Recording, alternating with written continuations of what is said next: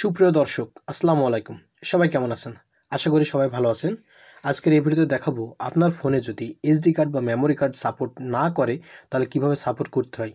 যে কোনো SD card যদি আপনার ফোনে সাপোর্ট না করে তাহলে আজকের এই ভিডিওটি আপনার জন্য খুবই গুরুত্বপূর্ণ। আজকের এই ভিডিওটি যদি আপনি দেখেন তাহলে এমন একটি সেটিংস আছে যেই সেটিংসটি আপনার অফ থাকার কারণে কিন্তু আপনার ফোনে এসডি কার্ড সাপোর্ট করে না। তো কিভাবে সেটা সাপোর্ট করে নেবেন সেটা দেখাবো আজকের এই ভিডিওতে। চলুন দেরি না করে মূল ভিডিও শুরু করা যাক। আপনি যদি আমার এই চ্যানেলে নতুন দর্শক হয়ে থাকেন তাহলে প্লিজ চ্যানেলটি সাবস্ক্রাইব করে রাখুন, আর অলরেডি যদি সাবস্ক্রাইব করে থাকেন থ্যাংক ইউ সো মাচ।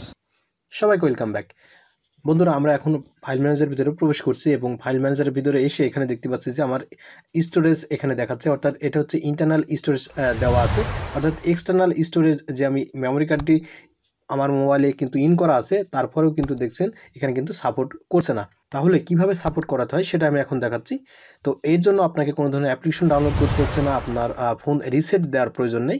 আপনাকে যেটা করতে হবে, চলে যেতে হবে আপনার ফোনের সেটিংস অপশনে। ঠিক আছে, ভিডিওর লাস্টে থাকবে যে এই সেটিংসটি যদি আপনি খুঁজে না পান তাহলে কিভাবে শর্টকাট দুইটি উপায়ে খুঁজে বের করবেন সেটা আমি ভিডিওর লাস্টে দেখিয়ে দেবো।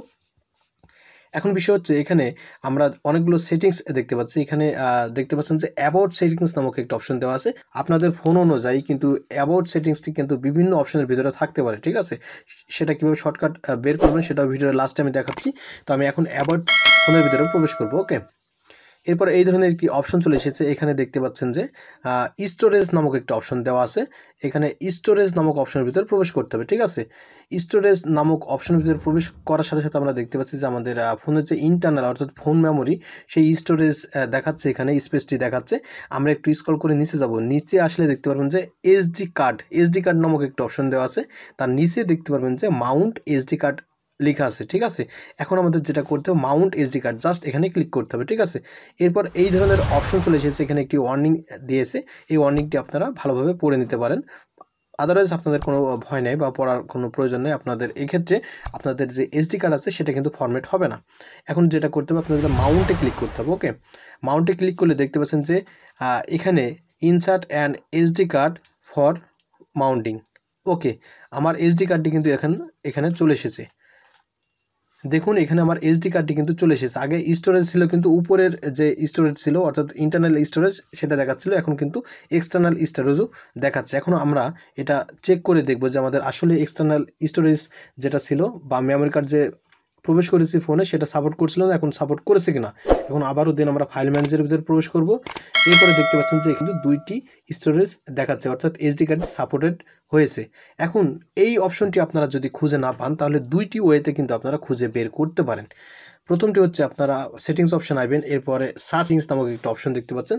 এখান থেকে আপনারা যেটা সার্চ করবেন, সার্চ অপশন আপনারা টাইপ করবেন এসডি সার্চ করলে এখানে এই ধরনের অপশন চলে আসবে। এখানে দেখতে পাচ্ছেন যে আনমাউন্ট এসডি কার্ড, জাস্ট এখানে প্রবেশ করবেন।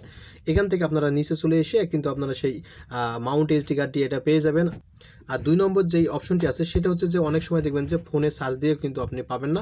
সেক্ষেত্রে আপনাকে যেটা করতে হবে আপনার ইউটিউবে প্রবেশ করতে হবে। ইউটিউবে প্রবেশ করে আপনার ফোনের মডেল নাম্বার দিবেন, ফোনের মডেল নাম্বার দিয়ে আপনারা সার্চ দিবেন যে মাউন্ট এসডি কার্ড কোথায় আছে। আপনারা ইউটিউবে এসে সার্চ দিবেন how to find out Mount SD card এবং আপনার ফোনের যে মডেল নাম্বার আছে সেটা দিয়ে দেবেন।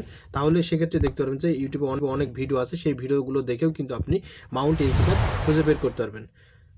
আশা করি এই ভিডিওটি আপনাদের কাছে ভালো লেগেছে। যদি ভালো লেগে থাকে তাহলে অবশ্যই এই ভিডিওতে একটি লাইক দিবেন। আপনি যদি আমার চ্যানেলে নতুন দর্শক হয়ে থাকেন তাহলে প্লিজ চ্যানেলটি সাবস্ক্রাইব করে রাখুন।